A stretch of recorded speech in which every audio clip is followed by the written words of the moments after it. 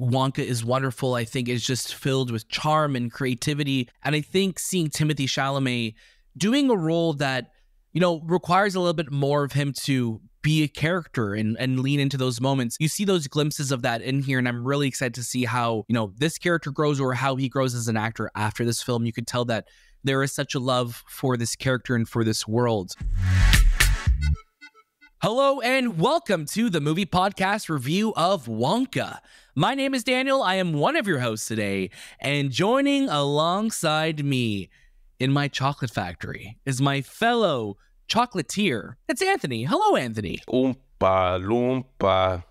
Doopity. Are you my Oompa Loompa? No. So you're not my chocolatier, you're my Oompa Loompa then? I just wanted to sing that song because it's the only chance I'll sing that song on this show. So, but I'll be a chocolatier for sure. I'll be one of those Lindor chocolatiers, with the big chef hat. With the big chef hat. The ones in the commercials, they look right at you in the commercial too. They're like, don't you like what you see? Yeah. And they're like, yes, I do. I feel like that's such an incredible art. Whenever I'm on TikTok and I see like a chocolatier and I just see someone like sculpting something out of chocolate, I'm like, that is so cool. And I think that's such a lost art. It's like magic because they're building cars. They built an electric chocolate car the other day.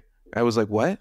And he ate it after. It's like, what are you doing with this chocolate? Like, what kind of chocolate can sustain, this temperature? It's Wonka chocolate. Yeah, it's wild. It's absolutely wild. I am so excited to be talking about Wonka today. Of course, this is a film starring Timothée Chalamet. It's been a very anticipated film and a very talked about movie because I think Charlie and the Chocolate Factory, Willy Wonka and the Chocolate Factory, whatever chocolate factory you grew up loving, to have another one, enter that echelon of like iconic films is really special. I think Timothée Chalamet is making some really great moves as an actor, so we're really excited to talk all about that and more. But of course, this is the movie podcast. You could catch brand new episodes all throughout the week with new interviews, reviews, and episodes and all the latest movies and series. Shabazz is not with us. He is unfortunately stuck in the chocolate factory still.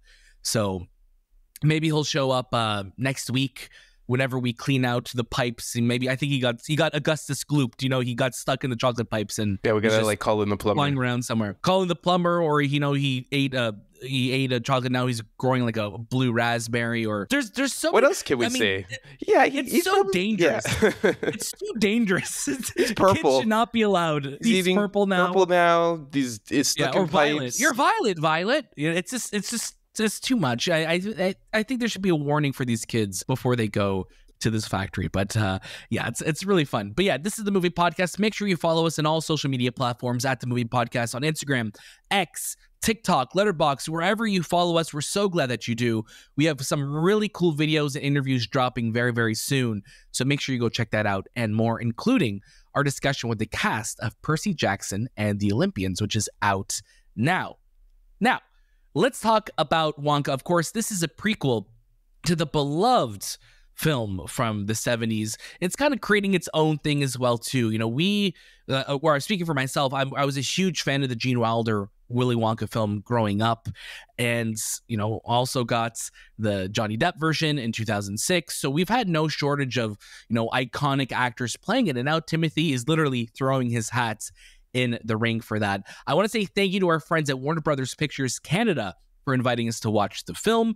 We got to see it at a fan event, which was absolutely madness because the star of the film, Timothée Chalamet, was there. So if you want to see our footage with Timothy in the theater, go check that out, because it's not often that we get, the stars of the film coming to meet their fans and everything like that. But I think Warner Brothers always does a pretty good job of bringing their cast out to Canada. Remember last year with Black Adam, Dwayne Johnson was here, and then Shazam this year.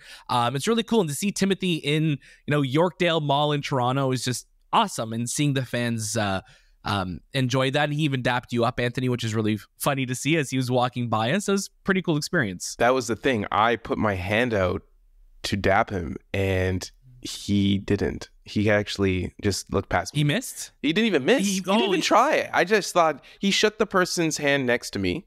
And I'm like, okay, I'm going to dap him. I don't want to shake his hand because I just feel like I think he's more of a dapper guy. But he's a dapper guy for sure. He passed me like I was not even chocolate. I was something less than chocolate. So but I will remember that. It was a crazy theater. One day we'll have that story when I'm talking to Timothée Chalamet, Charles, I call him. T-Shells on the T-shore. But yeah, he missed my man. It sucks. He missed your dap. It's okay. Next time we'll make sure you get the dap for sure.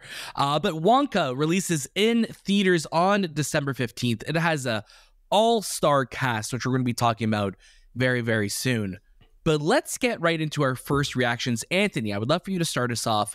Give us your thoughts on Wonka. Wonka. Well, Willy Wonka and the Chocolate Factory was never a franchise that I connected with as a kid, but I respected it. Gene Wilder as Wonka, he gave so much life to the character, and that's one thing that I will always remember is Gene Wilder as Willy Wonka.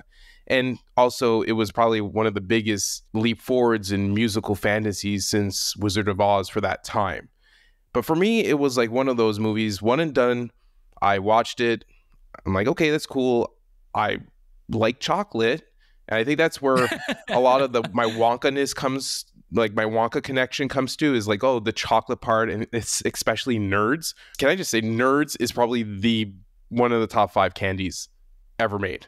Like not chocolate, like candy. Not chocolate. Candies itself. Nerds are legit delicious. And they have these new Nerds clusters. They literally look like something that Wonka made in this film. It's like I haven't tried those. You got to try them, dude. They're really good. Like, his Nerds for me were really like, they were like crack. Sorry to say it, but they were like crack for kids, man. You would go to school playgrounds and it was just like, you knew you were doing something illegal, but they were just nerds. Who has the Nerds? And you have like the 2 flavors, and you open the box and you would pour one out and you're like, well, how much do you want right now, kid? I got the purple stuff. And then like, and it's like, you were like drugged out fiends on candy. And and then you had the kids in the corners with the Popeye sticks too. Yes, you would pretend it was a cigarette. Popeye sticks? Yes. Candy was always such a, it was what's the word? Candy's the currency, man. Candy is the currency of the playground. Subliminally, it was like also like somewhat of our drugs, right? Yeah. But getting back to the movie, for someone who doesn't really care about the Wonka franchise, I think Paul King did a good job at telling the story of Wonka and crafting memorable moments with the Candyman.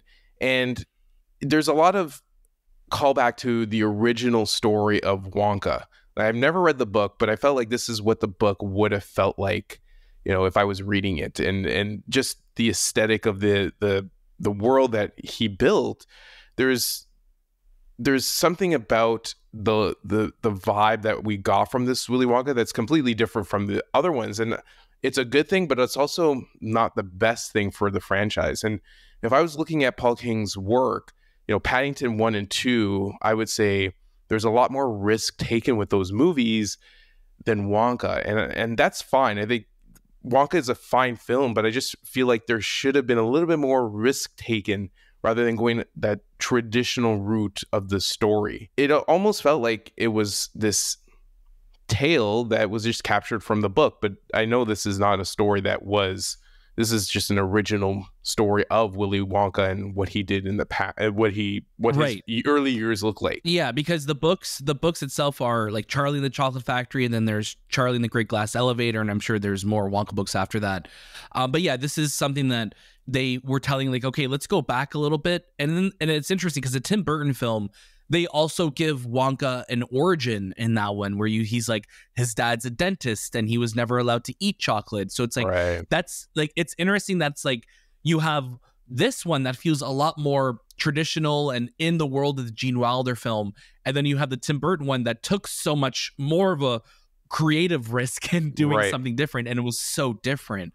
So it's interesting that this one, I think, is bringing the road kind of back to that Gene Wilder one for sure. Right. And overall, it's a funny and charming and really family focused film. I love the messaging behind it, the importance of kindness and doing what's right and all that. Like that's the biggest thing with Willy Wonka is his drive to do right for people around him. And that's a big takeaway for this film. And biggest standouts for me were production design and performances and costumes. I think Olivia Colman being one of the the biggest standouts for the film. She is such an amazing actress, and she plays a villain, and you feel like she is a villain in this movie. And like in terms of the characters that we are introduced to, a lot of these characters feel like caricatures of what I would have read in the story, which is really, really nice. Yeah. Daniel, you were saying that they all feel like very villainous people. Yeah, there's no like ifs, ands, or buts. Like, okay, these are the villains of it. They're like cartoonish evil because they're supposed to be these representations of this is the clear good and this is the clear bad. And I think that's something that's like present in, obviously the Paddington films, but also in just Roald Dahl's books in general. Where you look at like Matilda, Witches, like all of these other films, there are clear villains in it. And I think it's like funny because like these actors like Olivia Colman gets to just be free and be just outright dastardly. Like they're dastardly. They're literally like twiddling their hands and just like doing evil things. But it's fun because like you're watching that because they're such great actors. So even though they're hamming it up, there's so much more of a like, okay, like I get that, it's easy to cheer for the good guys because the bad guys, you're just like, no, you cheer for them to lose. Right. So it's like, it's an interesting balance. I think it's intentional for sure. One thing that I wasn't shocked, but it felt so different, was Timothée Chalamet's portrayal of Willy Wonka. Because growing up, Willy Wonka, from what I remember, was zany and wacky and neurotic. And Timothée Chalamet played this character very much like an ordinary man who loves to make chocolate. And he doesn't have the same characteristics that I feel like that are just part of Willy Wonka, and just growing up with him and seeing him in commercials and just understanding who he is. He's very tamed. He's just a simple dude. And at times it felt like I was watching Timothée Chalamet just in a costume rather than Willy Wonka on screen. And at a lot of times throughout this movie, I kept asking myself, is Timothée Chalamet a character actor? Like, is he someone? And I was going through his library in my head, and like, I really haven't seen, other than Paul Atreides, where there's not really much of a presence of him being something completely different than what he is in real life. And I don't know if that makes sense to you, but it feels like, man, this is just Timothée just in costume, great performance, good performance, a lot of musical aspects, but he didn't give it that that Willy Wonka needed for this film. He just didn't give that electricity that I was expecting from a character like that. But I was just expecting a little bit more from him. I think that's a great spot for me to jump in, because I really do want to talk about Timothy's performance. And I really liked his performance in this film. I think it's very whimsical. It's more nuanced and it's a lot more toned down. So it feels a little bit more layered. But when you look at, for sure, when you look at what Gene Wilder did, there are moments with Gene Wilder that I feel like I don't know what move this guy's going to make next. Like there's like that unpredictability to it. And then almost very similar with Johnny Depp's performance in the 2006 film, where he was just like really weird in that film. It was a really weird portrayal of Willy Wonka. It's Tim Burton. I've never seen it. I've seen pictures of him, and it was, you should watch it one day. Scary to see at times. It feels like a fever dream, and it's the most 2006 movie out there. But Timothy's coming in, and I feel like he's channeling his Gene Wilder, but he's also channeling, I think, the beginnings of the character of Willy Wonka, where there's Willy, like the person, and I think what he's going to become is that over-the-top, chocolatier that's, that just out there, neurotic kind of, persona that he's going to eventually take on. So I'm feeling like we saw glimpses of that in Timothy's performance, where he was, where you would see it and he's like, do you want this, or it was absolutely nuts, or like something like that, where that performance is coming through, but it's like tone there. It's like not there yet. So I'm curious to see if we do get a sequel to this film, how his Wonka is going to progress. That's a really weird sentence to say. So I'm like how is Willy's going to progress? Like I'm that's even worse, man. I know. I'm going to continue to say it with Wonka, but it's just funny like to see that. But I think that those moments are there. Those moments of like, okay, I see where his performance is going, And it does feel very layered. And I think he is going to, hopefully, if he gets to play this character again, like I was saying, develop that more and bring that forward more. Do I think this film needs a sequel? I don't think you need to do a sequel to this film. I mean, I'd love to revisit these characters again, maybe, but the way this story ends, you know it comes next. So I don't think you typically, I don't think you necessarily really need to revisit this role, but that's a conversation for another day. What I do really want to talk about is the film as a whole. And I think what I love so much about Wonka is that there is not a cynical bone in this movie. There is not a cynical frame in this film. It is so full of hope and is so full of love that you can't help but just be, you know, just de-armed by it. Like, you're just like, oh my gosh, like you're sitting there and you're just like, this film is just so endearing and so full of love. And it's very similar to the vibes of the Paddington films. It looks very similar. Where you're just like, this film is just about family. It's not about, you know, the chocolate, and it's not about the craziness of the factory and the Oompa Loompas. It's about the people, and it's about this love of being together and sharing with one another and having a dream and chasing that dream. And that's what I love so much about it. That's what really disarmed me about this film, where I was just like, oh my gosh, like it's just not cynical. And it's been a while since I've seen a film that is just not cynical of itself, not making fun of itself. It's just fun. And I think that's what this film is really beginning to end. My biggest issues with Wonka, and I think you and I shared that sentiment, Anthony, is that I think even though it's just under 2 hours, the pacing of it definitely feels a little bit long in some moments, especially right in the middle. You know, that's, you know, caramel middle feels like, you know, we could tighten this up a little bit more. But because I loved the world I was in, I'm not remembering the lulls as much. I'm remembering more just a good time I had with it. And I think Paul King is a director that, you know, we've seen what he's done with Paddington. We've seen now what he's done with Wonka. I know he's not coming back for Paddington 3, even though he's writing it and producing it. I'm just so interested to see what he does next, because it reminds me a lot of when we had like Chris Columbus coming in and doing these films that were just like these, you know, family focused films that become these endearing and these everlastingly long, like loved movies that kids of all generations will grow up watching. And I think Wonka has the potential to be that. I think it's coming out at a great time. It's coming out in a month where there's not a lot of family films. So kids will be able to go to the theater, watch this with their families, and just fall in love with this new world.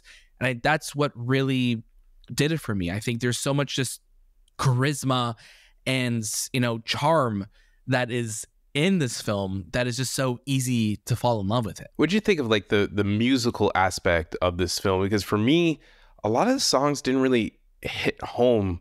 Like, it didn't stick with me, even though they were great performances on screen and they were great for that what I'm watching at that time. But it was nothing that I took away and said, that's a great song. I really enjoyed it, because we just came off of The Color Purple. And when I left the theater, I'm like, man, that music and the performances in that musical sequence really felt good. I felt great about it. I kept thinking about it when I left home. With Wonka, I just felt, yes, they're great and fantastic, but they just weren't catchy enough for me to be that I want to hear that soundtrack. I want to hear that song. I got you. There's a couple songs. I have the list here. Obviously the Scrub song was a fun one that they were like kind of when he's at this place with Olivia Colman's character and they're like learning how to wash or maintain the hotel or whatever that they're in. I think I really like that song. The other song that I really loved was like You've Never Had Chocolate Like This. That's like with the whole cast, where it's like that's kind of like the big middle section of the film where you're like people are really discovering like Wonka's like chocolate and everything like this. And I really like the song where they're bribing Keegan-Michael Key's character. Yes. So that was a really fun moment too. But I think the songs aren't on what are on display as much, where it's more those characters doing it. So the songs in this film don't feel as much of they are songs where they are delivering the plot in musical form, if that makes sense. No, definitely, yes. And like I said, I think the performances stand out more than anything else in this movie.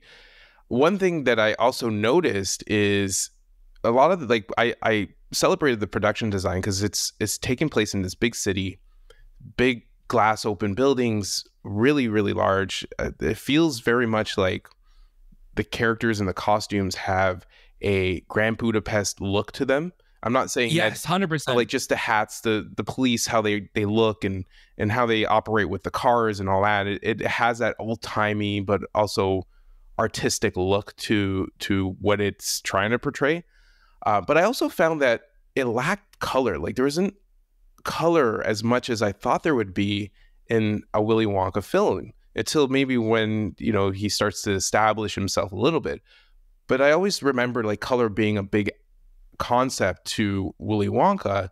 And in this world that we're looking at, the city, it just felt very cold and gray. And I'm not too sure if that was done on purpose or if that's just something that they really didn't look at in terms of telling the story. I don't know if you felt the same way. I just felt it was very concrete a lot of the time. Yeah, and I feel like that was intentional because it's not really till Wonka comes into the picture that he's, you know, wearing the purple coat, and then you see his candy, and his candy, I think, stands out so much against the backdrop of that world because everything is very cold and concrete, and then you see his candy that just these bright bursts of color, and then when he has the shop and things like that. So I do think it was intentional. Because you definitely feel the contrast between the two. But yeah, I definitely felt it, especially when you see him, you know, coming to the town and you're just like, oh, wow, this is very cold feeling. And then I think as the movie goes on, it really does start to warm up. Really quickly, though, going back to the music, Joel B. Talbot, who did the score itself for the film, really beautiful. There's hints to the larger themes of the Wonka that you know and love from the past with the Oompa Loompa theme and obviously Pure Imagination, which I truly believe is one of the greatest, you know, film songs written of all time. And Timothy sings it and he does a really good job. He's not the strongest or the most powerful singer, I should say. So it definitely feels like there's, you know, when you hear somebody sing, you're like, okay, this feels a little bit more enhanced than what you're used to him singing, or it feels a little bit more like he's talking it, but he still gives a really great performance in those songs. And it's hard not to get goosebumps when you hear that song because it is such a powerful film song. He gave it his all when it came to singing. He is not the strongest, and I don't think he doesn't come from a musical background. So it's also a risk that he's, you know, taking on a role where he has to sing. But for whatever we got, I thought it was great. It was good. It wasn't the Gene Wilder good, but it's second good. I don't want to say. Yeah, but he can dance, and we know from that video of Timothée Chalamet dancing in high school, he could dance. He can definitely dance. Can we talk about Hugh Grant as the Oompa Loompa, because he's scary. Like Hugh Grant always had a face like, if I were to paint him orange, he kind of would look like an Oompa Loompa. But now that he is an Oompa Loompa, he really. And I know he hated playing this character because I remember him saying like the amount of work I had to go through every day to just be this character was a lot. I enjoyed it as much as I think he hated it. I enjoyed it. I enjoyed his presence because he doesn't play a typical Oompa Loompa. He's someone who's very stern and has a point in his life where he is direct and he is not taking no crap from no one. And he's going to get what he wants. So it's a different portrayal of what we're so used to of an Oompa Loompa just being a soldier in the Willy Wonka army. Yeah, it's funny you mentioned that because I think what I was so worried about in the trailers for this film, and I think the big consensus when these trailers were dropping were like, okay, Timothy looks cool as Wonka. He looks good. The visuals look great. And Paul King, being the director, gave this film a lot of leeway when it came to people's perceptions of it. Because when I first saw it, I'll be completely honest, I'm like, oh, this kind of reminds me, not visually or anything like that, but it kind of reminds me a little bit like of an SNL sketch of like, oh, like Timothy's playing Wonka in a sketch or in a little short that they're doing. But it almost like did a disservice for me. Then going into it, I'm like, oh my God, no, this is actually wonderful. This is great. But going to the Oompa Loompas, I'm like, okay, how much are they going to be in this film? They've always been very, I think, controversial as time has gone on too, with like, okay, he just has these, you know, Oompa Loompas that he's making work for him and they're doing all this stuff. And I kind of like that this film touched on like, no, like this Oompa Loompas, hunting him almost, or he's coming to take his chocolate because, Wonka took his his cocoa beans. So now he's kind of coming to get him. He's not, Hugh Grant's not in this film a lot. So whenever he does show up, I'm like, oh, that looks great. Yeah, he's a little scary looking, but I think he's as scary looking as anyone who's orange and green hair. Like who's 8 inches tall. They're very unsettling to look at, but I think they played on that. And when you have someone like Hugh Grant, who's very just monotone, very proper British, playing it not for laughs, he's literally just playing it so like the straight man, and a joke. Like it makes it even funnier because he's just like, nah, this is what a Oompa Loompa does. Like he's just gonna relax and chill, steal your chocolate, and then dip out of there. It's not like there's no pause for laughter type jokes with him. And I really liked how they handled the Oompa Loompas in this. And again, should we ever get a sequel to this film, I would like to see how their relationship with one another, grows from there. But that just kind of brings me to the overall cast of this film. There is such an incredible cast of characters in Wonka. And I think that's what really stood out to me. And yes, we spoke about the villains, how they're, cartoony and dastardly and all that. But then you look at people like, Keegan-Michael Key, who he plays the police chief in this, really, really funny, not a good person in this film, but you like his character because every time he comes back, you kind of see how he's changed a little bit. You have Paterson Joseph, Matt Lucas, Mathew Baynton, Sally Hawkins, who's not in this film a lot, but when she is, it's like she's just tugging on your heartstrings. She's so well used in it. Rowan Atkinson, another one. I think that's when he showed up, our theater just lit up with applause because so many people grew up either with Mr. Bean or Johnny English or whatever one of his many projects. Rowan Atkinson is legendary. So to see him in this was great. Again, not in it a lot, but when he was in it, he got some great laughs. Oh my gosh! Calah Lane, who is Noodle in this film. I think she was so great. I think she has a lot of the heart of this film.